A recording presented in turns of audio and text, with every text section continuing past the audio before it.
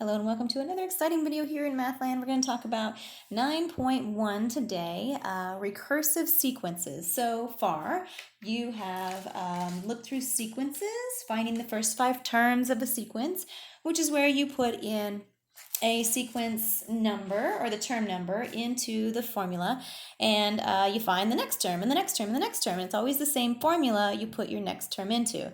Now today we're going to talk about recursive sequences. The recursive part means that you're using the previous term in the sequence to find your next term, like the Fibonacci sequence where you use the sum of the last 2 terms to get your next term. So the Fibonacci sequence starts with 1 plus 1, 1 and 1. So if you add the last 2 numbers, let me write this down. Fibonacci sequence. So we've got 1. So 1 plus the previous one is going to be 1. So the next term after this is going to be these last 2 terms. So 1 plus 1 is 2. And then you have 2 plus 1, that's going to be 3, etc., etc.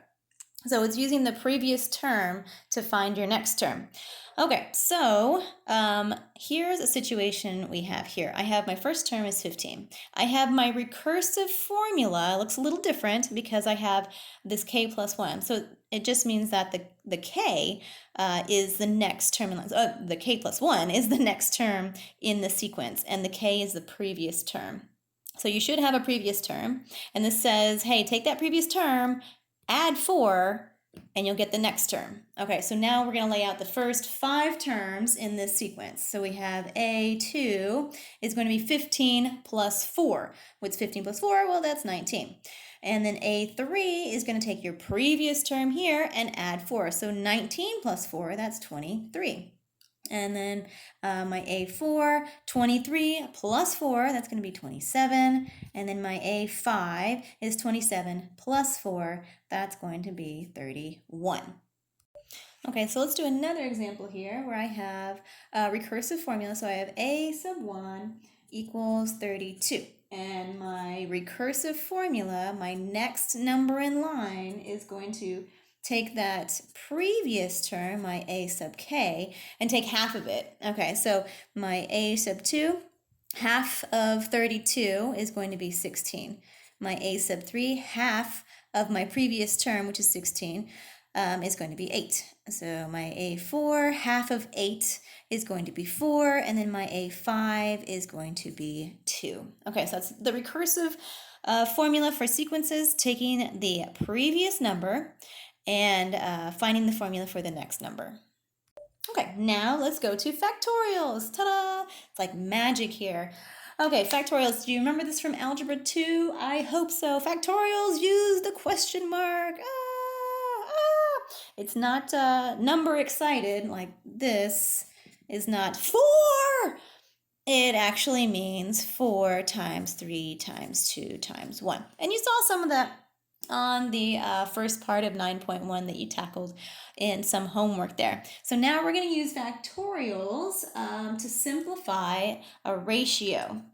Okay, so let's see what we got here. I've got 5 factorial over 8 factorial. Now again, this might be a refresher from Algebra 2. I know we did, or you guys did sequences and factorials and summation. So we're going to see that all again this year in the next few weeks. So I hope it's kind of a review for you, and it won't be too difficult to grasp these concepts because you might have seen them before. Okay, so these are kind of fun. I kind of like these. I don't know, I like math in general, so hopefully you will too.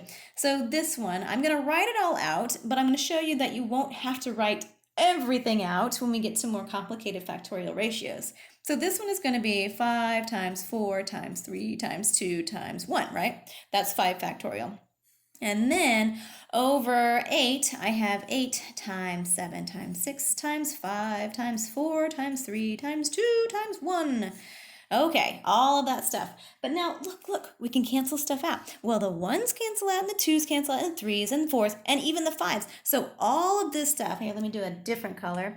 Make it colorful. So all of these guys cancel out with all of these guys. Okay, does this look familiar? I hope from Algebra 2. So we have 1 over 8 times 7 times 6. Well, clearly that's 1 over 336. I used a calculator there.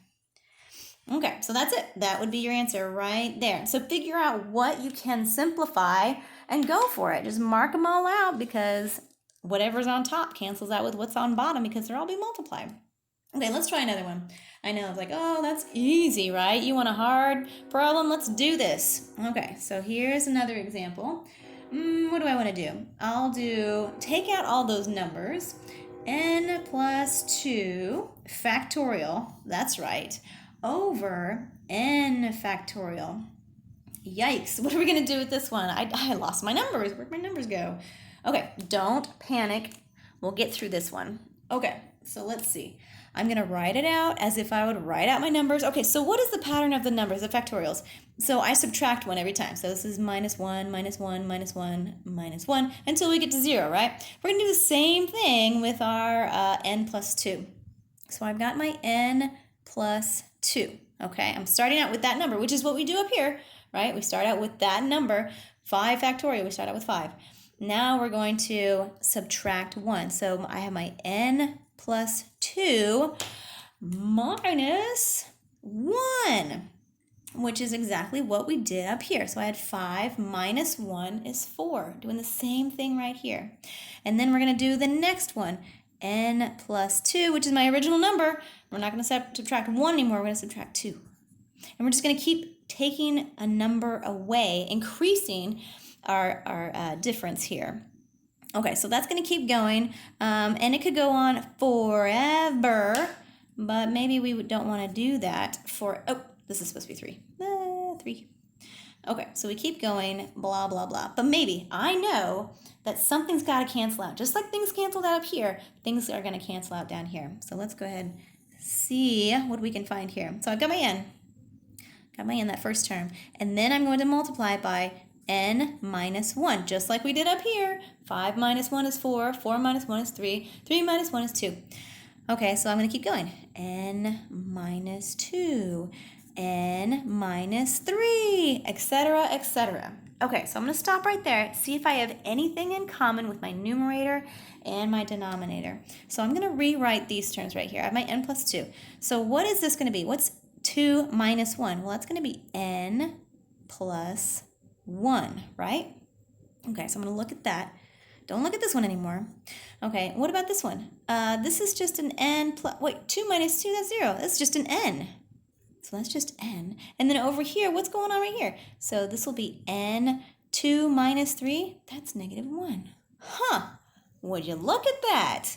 Okay, so all these things, once I combine those like terms, they match. Ah! Amazing. Okay, so this guy, this n up here, this guy right here cancels out with this n right here. Ah, and the very next one in line, boom, right there. Ah, and the next one would be n minus 2, and the next one would be n minus 3, etc. So all of these guys would continue to cancel out, blah, blah, blah, blah, blah, until there wouldn't be anything left. They would all cancel out, just like these guys canceled out with these guys. So what we have left is the n plus 2 on top and the n plus 1 right there. Ta-da! We have nothing in the denominator because everything canceled out. It continued over to the right, and we would cancel and cancel and cancel. You can write it forever, but what's the point? You know the next one's going to cancel out with the denominator.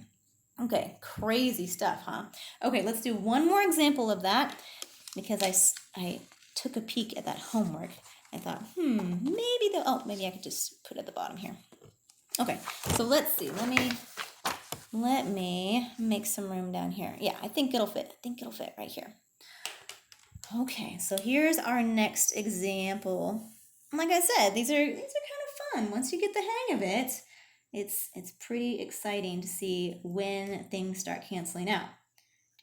Factorial, so 3n minus 1 factorial, and we have 3n plus 1 factorial. Okay, we're going to set it up the same way. So let's break this down. I've got, in the numerator, I've got 3n minus 1, and I've got 3n minus 1, and then the next term down, I'm going to put it in different color here. Boop, boop. Okay, so that's my next term down, just like the 5 goes to the 4 and the 4 goes to the 3. Okay, so I'm going to keep writing 3n minus 1 and then minus 2. And then the next one, maybe the next one here, 3n minus 1 minus 3. Okay, I don't know how many I need to write, so I'm just going to stop it right there. If I need to write more, I'll go back and write some more. Okay, in my denominator, I've got this 3n plus 1, and then my 3n plus 1 minus 1. Okay, and then I've got my 3n plus 1 minus 2. And then my 3n plus 1 minus 3. Okay, so we're just going down in order, just like you would do if you had regular numbers. Remember, up with the 8, so 8, 7, 6, 5, 4, 3, 2, 1. We're just going in order, and I know it looks kind of weird because we don't have numbers. We have some letters going on here, but that's okay. We got it. You just subtract 1, then 2, then 3. And then keep going as far as you can. Okay, so let's see. What is this going to be right here? This is going to be 3n minus 1. This is going to be 3n minus 2, right? Okay, and this one's going to be 3n minus 3. Okay, and this is 3n minus 4. Okay, and then if we need to keep going, we can keep going. But let's see what we have on the bottom here. We've got 3n, that's 0. 1 minus 1 is 0. Okay, and then over here we have 3n minus 1. Okay, and then 3n minus 2. Okay, do we have anything matching? I think we do. Okay, so let's see. In the numerator, 3n minus 1, this guy cancels out with that one. Okay, and then this 3n minus 2 cancels out here. And the next one would be 3n minus 3. And then 3n minus 4. That would cancel out. So you don't have to go forever. You just know anything beyond that point that you're canceling will cancel out with the numerator and denominator. So we're left with 1 over 3n, this guy here, times 3n plus 1. Okay, so that is our final answer. We had nothing left in the numerator, so that was a 1. And in the denominator, we had that 3n. I put it on the outside of this binomial because that was a single term there. So that would be it. That is your answer to the factorials. Okay, so our next stop will be finding the sum. And I'm going to start a new video on that because I don't want these to be too long.